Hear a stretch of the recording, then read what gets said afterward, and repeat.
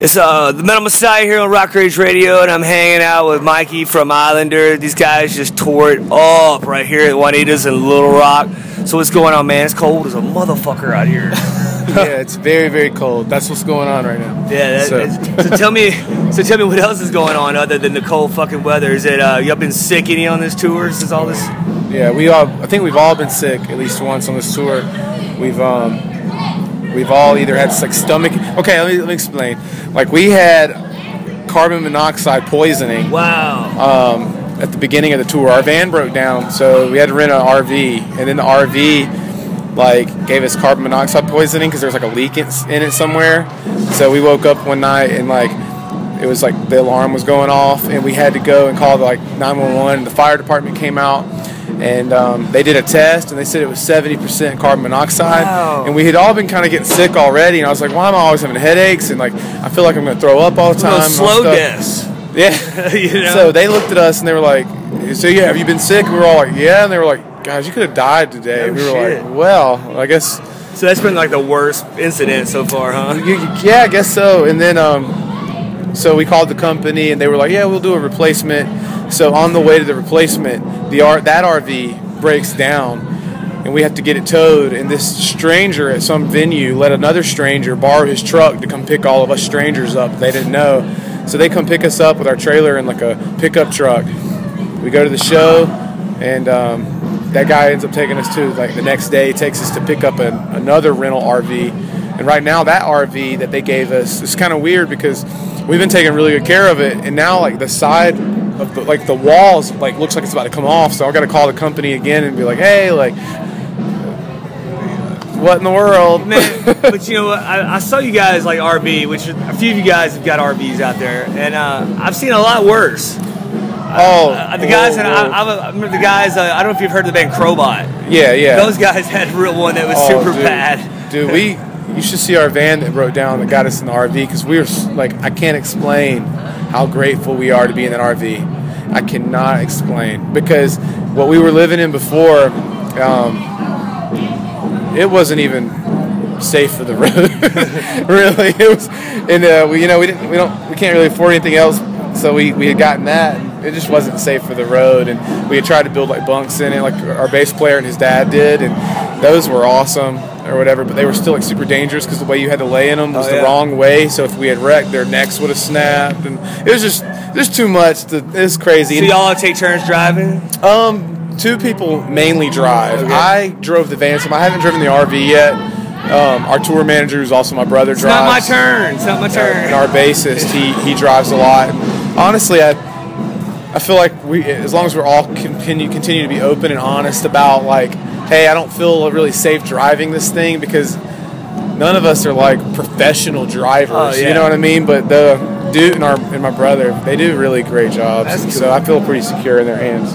So Greenville, South Carolina. Yeah, that's where we're from. That's cool. I would never have thought you guys was from that area. Actually, I would have said, you guys are on Orange Victory. County. Yeah, well, that or even Chicago, being on Victory and all that. So, I just figured you'd come from like a big metropolis somewhere, right. But you guys have definitely like this urban style, and you got this uniqueness, which kind of rivals a little bit of the Deftones a little bit. I kind of had that little feeling, but I don't want to put y'all in that same. But I guess if you're going to be in something, that's a good one to be in, that little genre of music. Like we've had a lot of people like compare us to Deftones. Yeah. And instead of going, no, we don't sound like. Instead, we're just like, you know what? They are an incredible band. Yeah, in my opinion, they're one of the only bands to do anything worthwhile these days.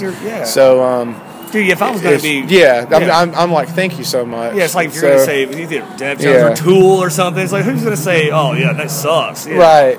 Oh, that's really cool, man. But I really dug the shit out of you guys' set, man. I've seen you guys a couple times, but it's the first time I really was kind of an intimate setting where I could really... And it was really cool, man. I just love the shit out of you guys, man. So, thank you. Matter of fact, if you guys have not seen these motherfuckers, you better run and go see them, because in a couple years these motherfuckers are they're gonna be blown the fuck up. You're not gonna be able to see them anymore. Oh man, So, we'll see. One day at a time. Yeah, man. I also noticed that you guys played Mayhem Fest, which was cool. How was that for you guys? It was incredible. A huge learning experience. I bet. Yeah, Get to see a bunch of cool fucking bands. Plus, you had bands even like Korn. I even heard come and check you guys out. Yeah, we became really good friends with Korn and some of the guys from the other bands, Avenged Sevenfold, Body Count.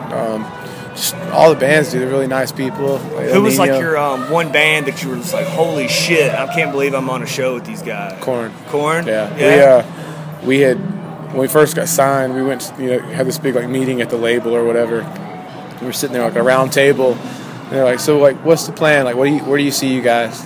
And I said, I want to tour with Korn, because, and what I meant by that was, this is the level. I'm trying to let you guys know that it's like I grew up listening to Zayo and like Living Sacrifice, because we're in Little Rock, Arkansas. Right, man. And then when you said that, only a few people really acknowledged the fact that they knew who Living Sacrifice was. I was actually one of them, like, yeah, I know who they are, because those are a great fucking band, man. Dude, they're incredible.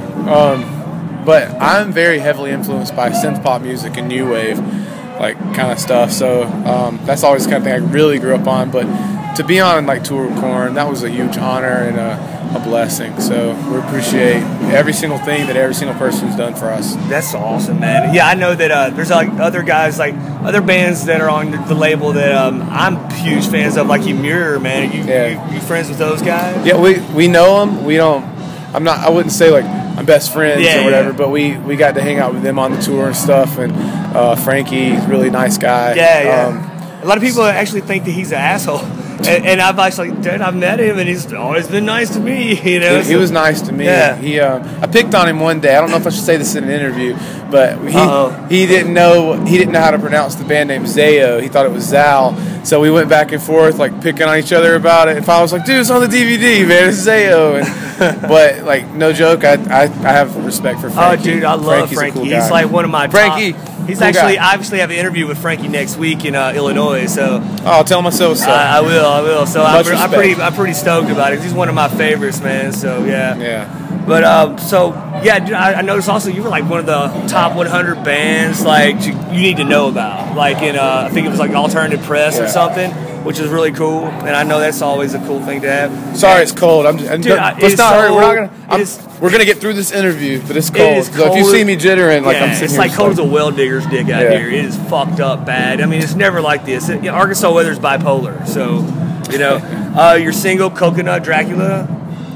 Wait, was that I thought there was something else we were saying before that. Oh, I don't know.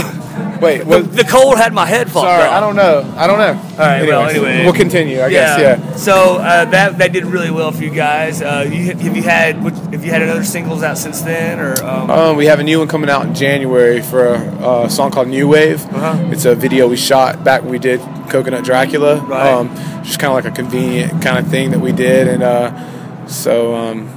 It's funny because we have like a new guitar player now that's going to be in the video. My hair is longer. He's a wild man too, man. Yeah, dude, he's awesome. He's awesome. But it's cool though, man. We did it like on it's like a beach setting, and like you'll see, it's cool. Islander. So, it's crazy. Going to island. Yeah. That's not why. I know. I just. What is the reason for that? I mean, is there why the band's named the Islander? How you guys? We just needed a band name. Just needed a band name? Yeah. Our former guitar player came up with it. He saw like an Islander beer IPA like coaster or a koozie or something sitting next to him one day when he was like at home, and he was just like, why don't we just name the band Islander?